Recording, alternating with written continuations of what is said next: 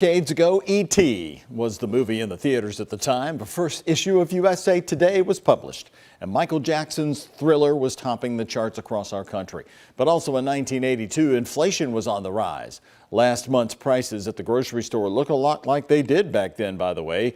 Bacon prices are up nearly 19% from a year ago. Men's coats and suits, 11%. Even renting a car will cost you 36% more into this new year.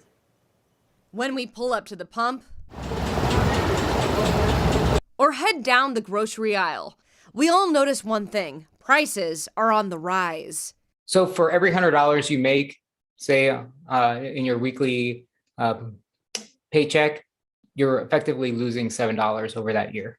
Last month, inflation jumped at its fastest pace in nearly 40 years, 7%, and that spike is busting the family budget. Food in general has gone up around 6%, 6.5%, I should say, over the year.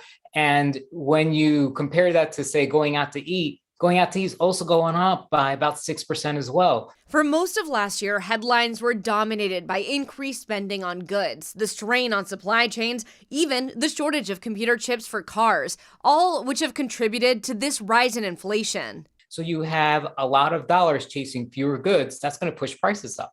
The Federal Reserve Bank is looking to tamper down on inflation with increasing interest rates, which is a way for policymakers to slow down the economy. Think of the difference between slowing your car down slowly by pushing your foot on the brake versus doing both feet on the brake, right? It's a sudden stop. You don't want the sudden stop. We do have this demand growing.